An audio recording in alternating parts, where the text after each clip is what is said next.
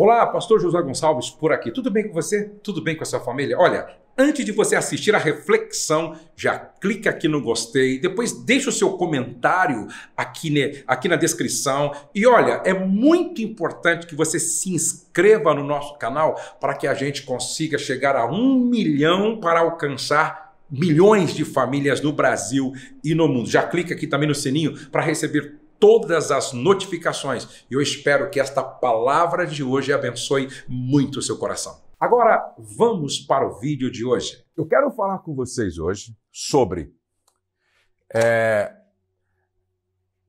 o quinto desafio, tá? Se você não assistiu o primeiro, segundo, terceiro e o quarto, vai lá no IGTV, tá? E assiste todos. E assiste todos os desafios. Hoje nós estamos no quinto desafio. O quinto desafio, tá? Lidar com as frustrações. Lidar com as frustrações no casamento. Escute, por favor. Gênesis capítulo de número 2, verso 24. Por isso deixa o homem pai e mãe. Vamos ler o verso 18? Vamos ler o verso 18? Disse mais o Senhor Deus: não é bom que o homem esteja só. Não é bom que o homem esteja só. Far-lhe-ei uma auxiliadora que lhe seja idônea. Não é bom que o homem esteja só. Verso 24. Por isso deixa o homem pai e mãe e se une à sua mulher, tornando-se os dois uma só carne. Uma só carne. Não é bom que o homem esteja só. Quando Deus criou Eva, ele criou Eva para resolver um problema chamado solidão de Adão, ok? Quando Deus criou Eva para resolver um problema chamado solidão de Adão. Adão foi criado, foi feito com uma natureza gregária. Ou seja, eu, você, nós fomos criados com uma natureza gregária, o que significa dizer que nascemos com fome de companhia e nascemos com o desejo de oferecer companhia. Nós não fomos criados para a solidão. Nós não fomos criados para viver solitariamente. Nós não fomos criados para uma vida solitária. Não. Nós fomos criados para viver em comunhão, em comunidade, em família. Por isso que quando Deus olha para Adão, ele diz: não é bom que o homem esteja só. Então, eu me casei com a Rose para ter companhia. Ela se casou comigo para ter companhia. Nós nos casamos para fazer companhia, certo? Agora, o que significa lidar com frustrações? Frustração, preste atenção, frustração tem a ver com expectativa. Frustração tem a ver com expectativa não preenchidas, tá? Não preenchidas, tá? Não preenchidas. É isso mesmo? Preenchidas. Não, acho que é assim, né? Não preenchidas, tá? Vamos lá. Expectativas, não é? Não preenchidas. Então, frustrações têm a ver com expectativas não preenchidas. O que eu estou querendo dizer aqui para vocês? O que você esperava dele ao se casar com ele? O que você esperava dela ao se casar com ela? Por quê? Eu estou casado há 35 anos. Quando eu me casei com a Rose, qual era a minha expectativa em relação a ela e ao casamento? Quando a Rose se casou comigo, qual eram as expectativas dela em relação a mim e ao casamento? Porque todos nós nos casamos nutrindo uma expectativa. Todos nós nos casamos nutrindo expectativas. Agora, quanto maior a expectativa, maior a frustração quando a expectativa não é preenchida, não é cumprida, quando não há uma resposta positiva. Então, preste atenção, quanto maior for a expectativa, maior será a frustração. Agora, quando ela se casou com ele, o que ela esperava? Isso a maioria das mulheres, ao se casar, sabe o que elas esperam ou esperavam? Presta atenção, elas esperam ou esperavam, romantismo, tá? Romantismo. Elas esperam ou esperavam romantismo, tá? Romantismo. Então, escute o que eu estou falando. Eu acho que 99,9% das mulheres, ao se casar, esperava do marido atitudes românticas, comportamento romântico, fala romântica, gestos românticos. A mulher espera isso com muito mais avidez do que o próprio homem. Agora, escute, por favor. O que acontece quando se espera tanto atitudes românticas, comportamentos românticos, palavras românticas, gestos românticos e não acontece? Esta é uma reclamação de muitas mulheres. Eu me casei esperando ter um homem que fosse romântico, entendeu? Que desse importância para datas. Dia das Mulheres, ele mandaria mensagem, escreveria um texto. Dia dos Namorados, ele compraria uma lembrança, um presente, me convidaria para um jantar romântico. O dia do aniversário do nosso casamento, ele me surpreenderia de uma forma magnífica, maravilhosa, mesmo que dentro das nossas limitações financeiras. Mas isso nunca aconteceu. Preste atenção. Eu sei que talvez não seja com você, talvez isso é muito mais preventivo e com outras pessoas. Talvez você tenha um marido que realmente supra esta sua necessidade e preenche essa sua expectativa. Mas boa parte das mulheres, os maridos não são sensíveis a esta necessidade delas. Boa parte das mulheres, os maridos não prestam atenção nessa questão tão importante para elas. Boa parte das mulheres, elas não são surpreendidas nem no Dia das Mães, nem no Dia da Mulher, nem no Dia dos Namorados, nem no aniversário do casamento. Inclusive, tem alguns homens que nem lembram quando começaram a namorar, nem lembram quando ficaram noivos, nem lembram o dia do casamento, entendeu? Nem lembram do Dia das Mulheres. Então, preste atenção. Por que bons casamentos tropeçam em coisas ruins? Foi o post que eu coloquei hoje lá no feed, que eu gostaria que todos vocês lessem. Eu coloquei lá 7 razões por que bons casamentos tropeçam em coisas ruins. E uma delas, gente, tá aqui, ó. Expectativas não preenchidas, tá? Expectativas não preenchidas. Se espera romantismo. Agora, é claro que em um número menor, muitos homens também esperam romantismo da esposa e a esposa não é nem um pouco romântica. Não tem um abraço romântico no dia a dia, um beijo romântico no dia a dia, expressões de romantismo no dia a dia, uma conversa romântica no dia a dia. Entendeu? Não tem. Aí compromete todas as outras áreas e a vida vai perdendo a graça, vai perdendo o sabor, vai perdendo o sentido, ok? Bom, isso aqui tem muito mais a ver com as mulheres. Agora, deixa eu colocar até numa outra cor aqui. Uma outra expectativa, agora tem mais a ver com os homens, tá? É aquela expectativa que tem a ver com o sexo. Entendeu? Aquela expectativa que tem a ver com o sexo, tá? Eu diria assim, ó, a maioria das mulheres se casam esperando romantismo. A maioria das mulheres se casam, 99,9%, romantismo. Quando ele chegar do serviço, ele vai me abraçar, vai me beijar, vai perguntar como foi o meu dia. Lá do trabalho, ele vai me ligar pelo menos uma vez de manhã, uma vez à tarde, quando estiver saindo, para dizer, já estou com saudade, estou chegando em casa. Um beijo, meu grande amor. Essa é a expectativa da mulher.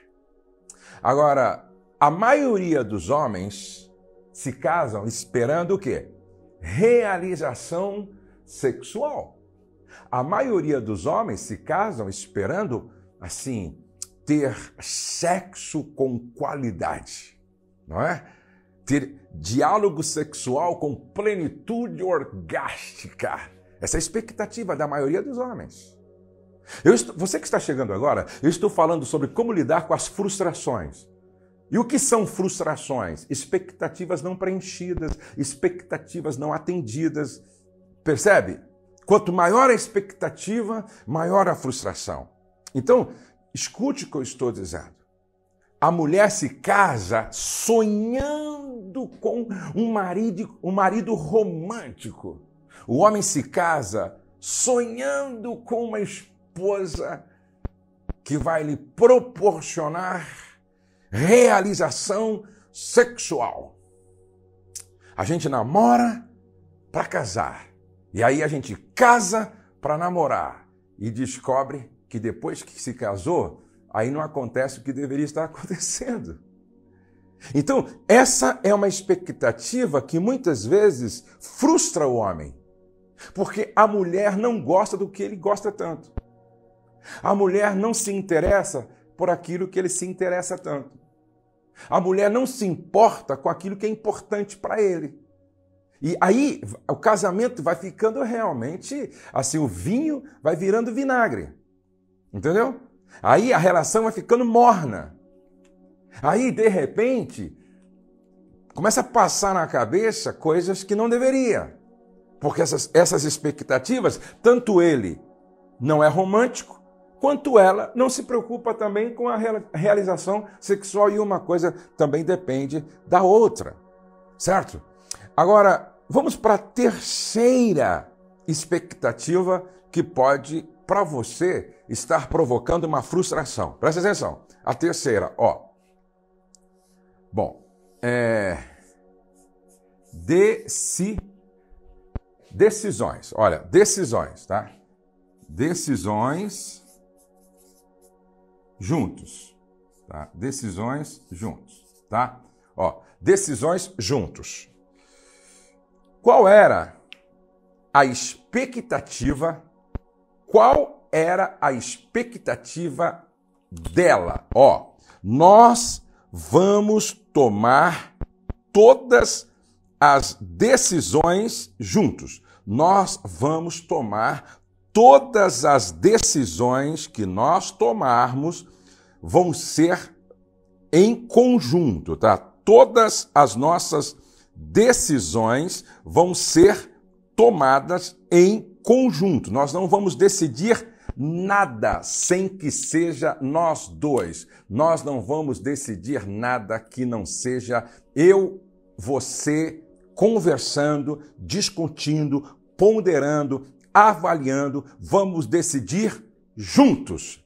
A mulher se casa pensando assim, não é? A mulher se casa, olha, eu estou casando com um homem maravilhoso, eu estou casando com um homem extraordinário, eu estou casando com um homem que me ama e todas as decisões vão ser tomadas em conjunto. Todas as decisões vão ser tomadas a dois. Ninguém vai fazer individualmente, porque agora os dois se tornaram um só. A mulher se casa assim. Eu vou ter acesso ao celular dele, eu vou ter acesso a tudo dele, afinal de contas, casamento é uma sociedade, e em uma sociedade ninguém esconde nada um do outro, a transparência, a lealdade, a integridade, responsabilidade, os dois devem estar fazendo tudo em conjunto, principalmente nas decisões que são relevantes e tem a ver com os interesses do casal e da família. Ela se casa pensando assim, ó, todas as decisões vão ser tomadas juntos. E aí? Um ano de casado e ele não abre nada, ele não permite que ela participe de nada, ela não sabe de nada. Você acredita que eu e a minha esposa, nós estávamos em uma igreja dando uma palestra. E nesta palestra, Deus me usou muito para falar a respeito de sociedade, de transparência, de lealdade. Foi uma mensagem assim que impactou todos os homens e as mulheres que estavam naquela noite. E depois da palestra e da reunião, nós fomos jantar. Né? Nós fomos jantar. Aí, o pastor quis bater um papo comigo para compartilhar algumas coisas, pedir algumas orientações, ele me levou para um canto. E aí, a minha esposa e a esposa dele, as duas ficaram conversando aqui um pouquinho mais assim ao lado, né?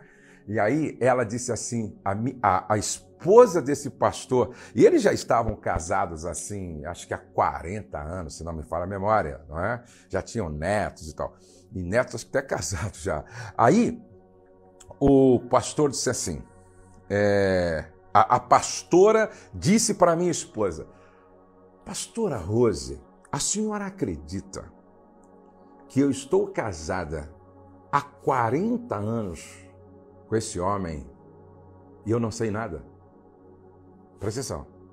Eu estou casada há 40 anos com este homem, eu não sei em que banco ele tem conta, eu não sei se ele tem ou não propriedades, eu não sei qual é o valor que se tem na conta bancária, eu não sei se ele tem aplicação, investimento.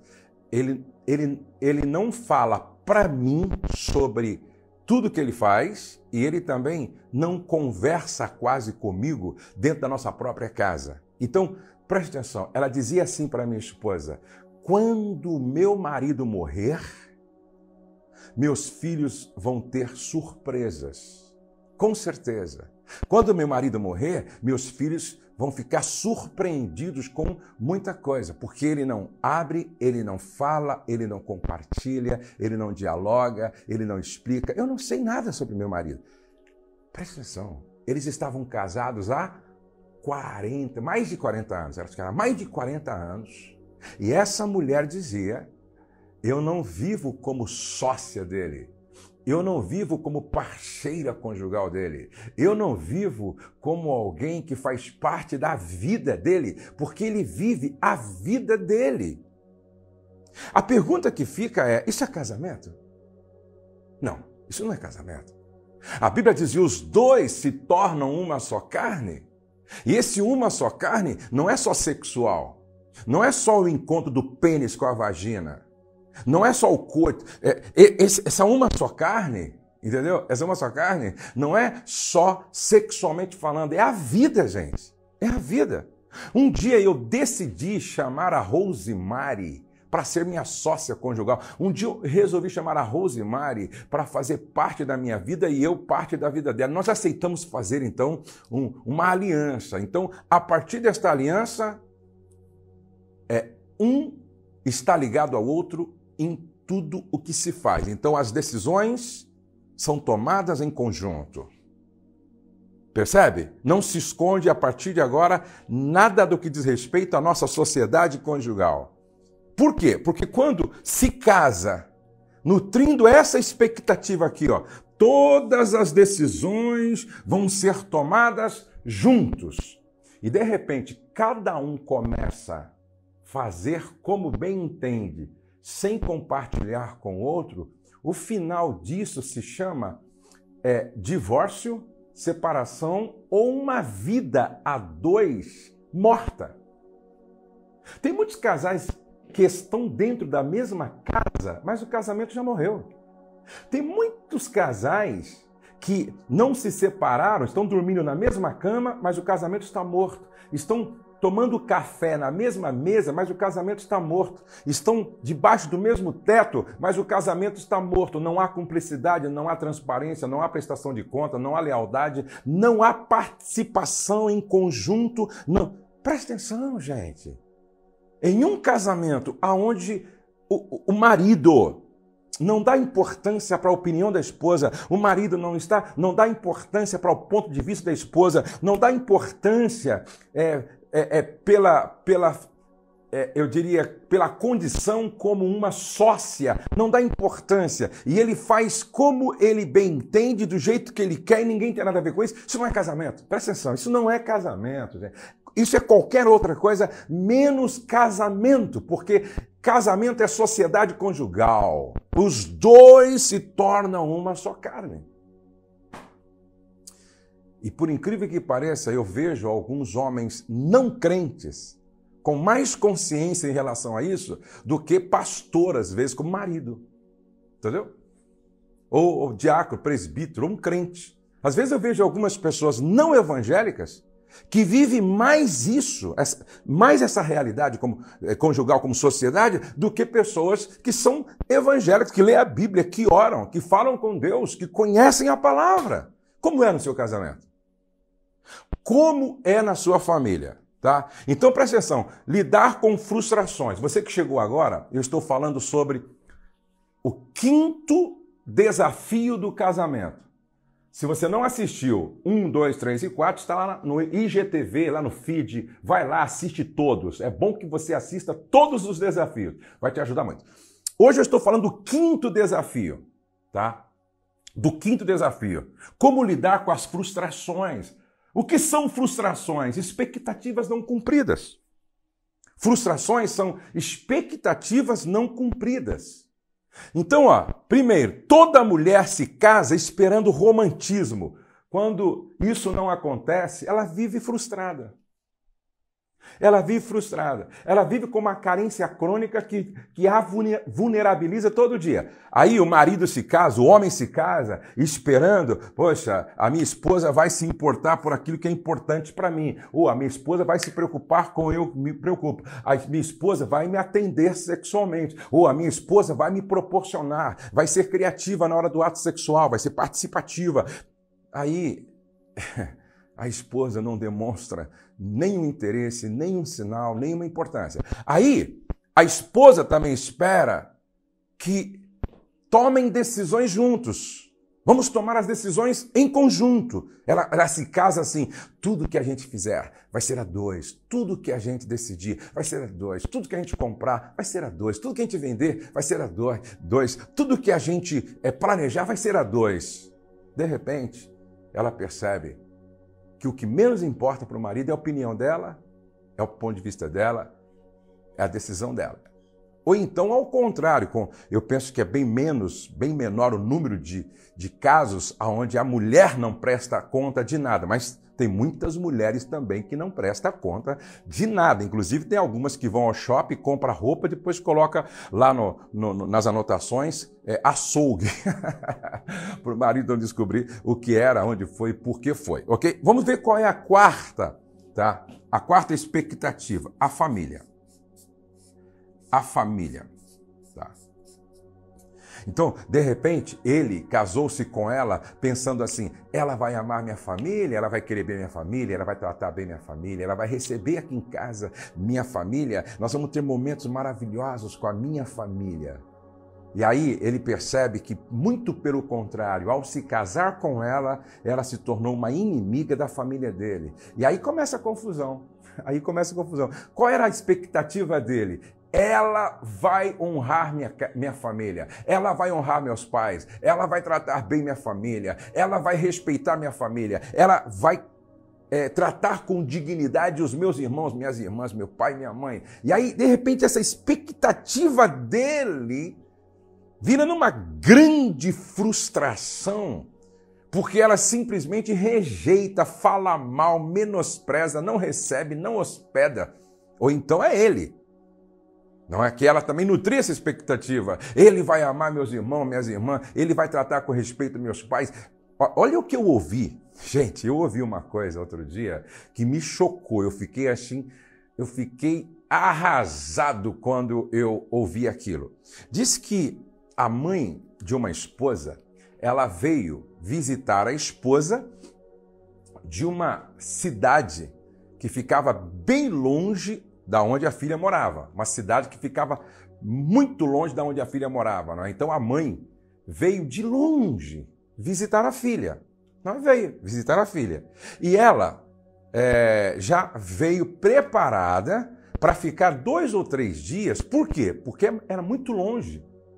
E não valeria a pena chegar de manhã e sair à tarde, porque era uma caminhada longa, era uma viagem longa para visitar a filha. Então ela veio com essa intenção, olha, eu já vou preparada para ficar com a minha filha 2 ou 3 dias e aí depois eu volto. Quando o marido chegou à tarde, olha só o absurdo, o que você faria no lugar dessa mulher? Olha só, quando o marido chegou à tarde, que viu a sogra lá, e viu a mala dela, que ela ia ficar lá 2 ou 3 dias, chamou a esposa num canto e perguntou assim, sua mãe vai ficar quantos dias aqui em casa? Eu acho que ela vai ficar uns 2 a 4 dias aqui, porque a viagem é longa, para aproveitar. Ela perguntou para mim se podia ou não. Ela combinou comigo, você combinou comigo, fala para sua mãe pegar a mala dela, por favor, e voltar para a casa dela.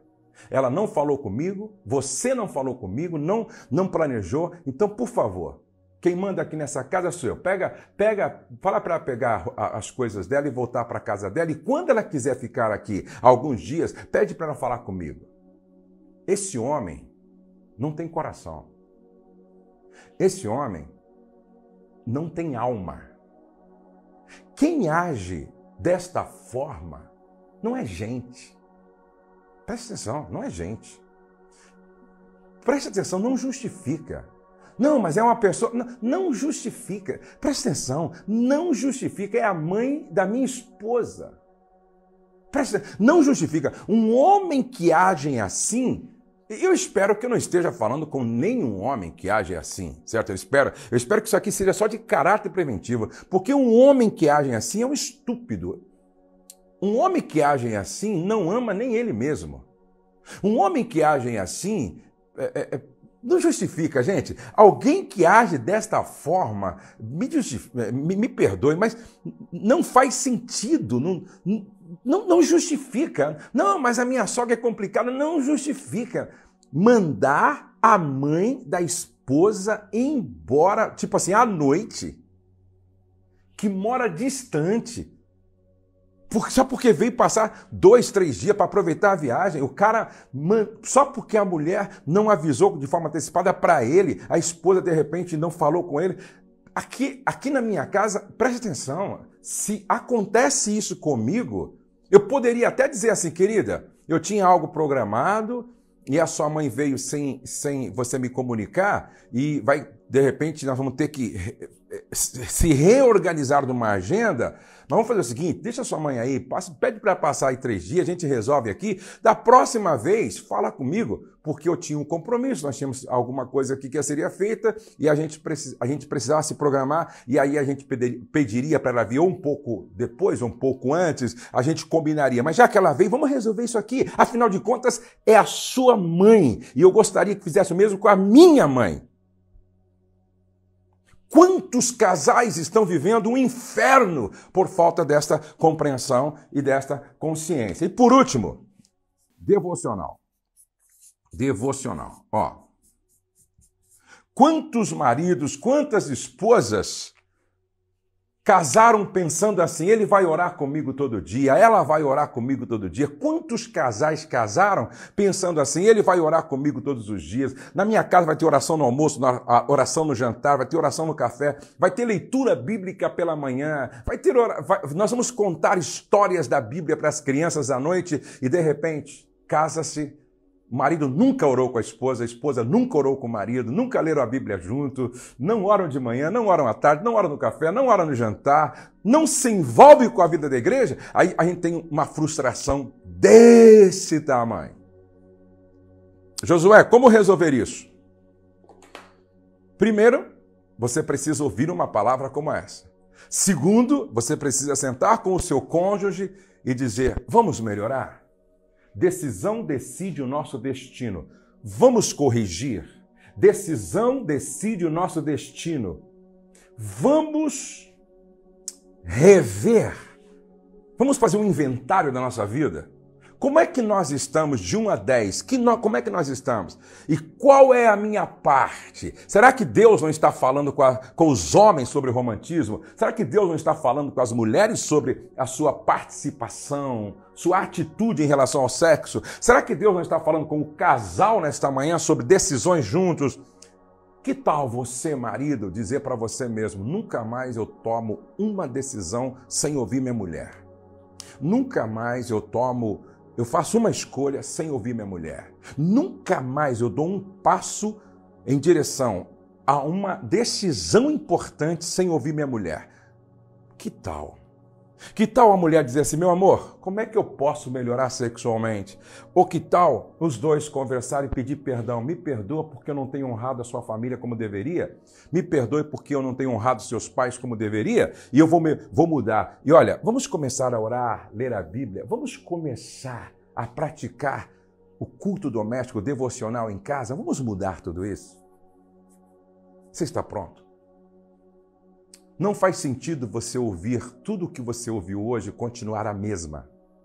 Não faz sentido você ouvir tudo o que você ouviu hoje e continuar o mesmo.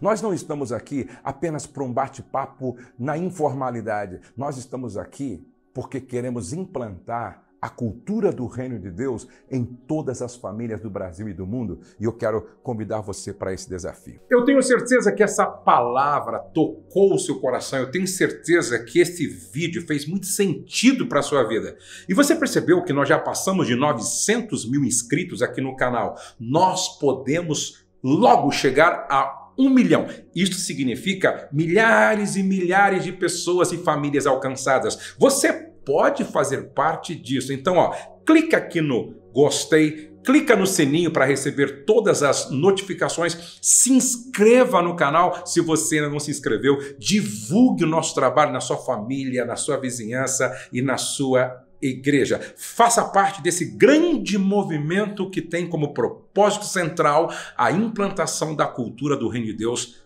nas famílias.